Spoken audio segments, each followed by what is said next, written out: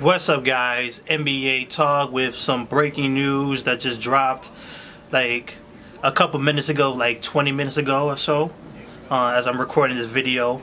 Today's July 27, 2018, Friday basketball for you. Clint Capela he's been the final piece left for the Houston Rockets to get, and they got him back. 5 years, $90 million, $10 million short of what he wanted, but that was $100 million. He wanted $100 million for 5 years.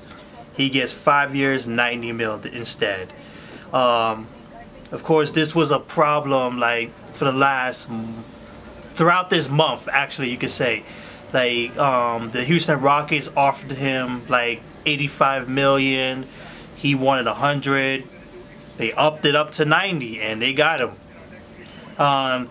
Clint Capela was also in talks, I believe, with the LA Lakers, but it seemed like it didn't go anywhere because we only heard about it like one day or so, and it just disappeared. And they got him back. They got Clint Capela back. They got their big guy. So they will have Chris Paul, James Harden at the 2. So Chris Paul at the 1, James Harden at the 2, Carmelo Anthony at the 3. Probably going to be PJ Tucker at the 4 because he did play some power forward spots, definitely in the playoffs. And Clint Capela at the 5. So that's your 5 right there.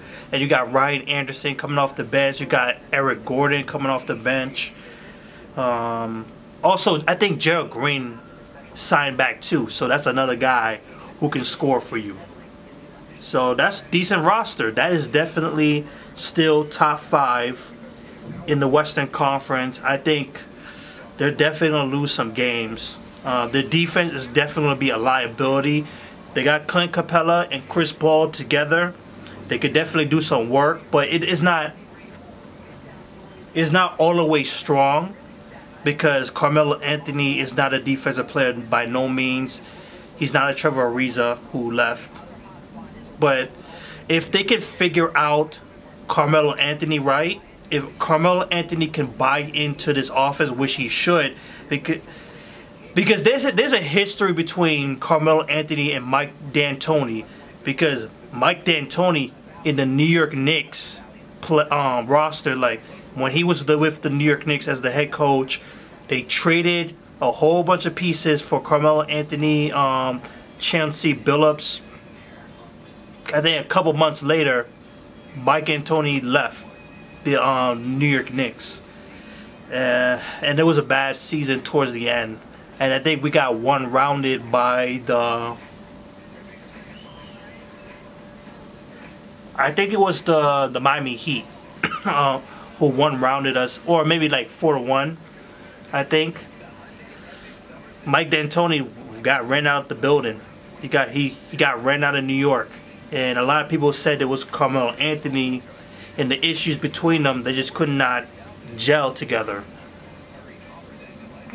But now you have Carmelo Anthony. Well, that's all speculation because that's how I was hearing at the time while I was watching basketball back then.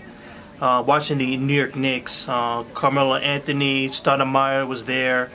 A couple others too.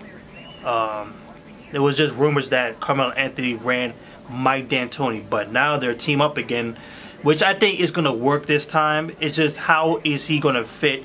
He should fit offensively, but in what way? Like, is he going to be a spread-up shooter? Because he can't be doing isolation plays all day. He can't be doing post-ups so much. He can't be doing isolation so much because you already have James Harden doing that stuff. You already have Chris Paul doing that stuff too. At times, he doesn't do it as much as James Harden, but James Harden does it a lot too. And you have Carmelo Anthony. You're slowing the ball down. There's not enough ball movement. You have to have Carmelo Anthony commit to this system and move the ball more. That means he has to be better than he ever been in his life. He has to be a better passer than he's ever been in his entire career. So there you have it, Clint Capela. You're back.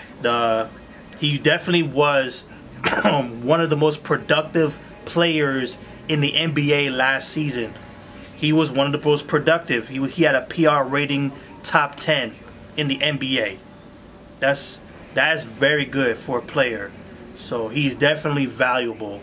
And of course, everybody's gonna be looking at his contract to see, like, does he deserve it or not. I'm hearing like a lot of people think he doesn't deserve it. I think it's at the right range.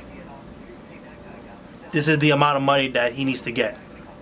So he's definitely better than Tristan Thompson, who's getting 85 mil. And he's absolutely trash. You have this guy who's getting better. And he's young too. So 24 years old. So that's it. Peace out.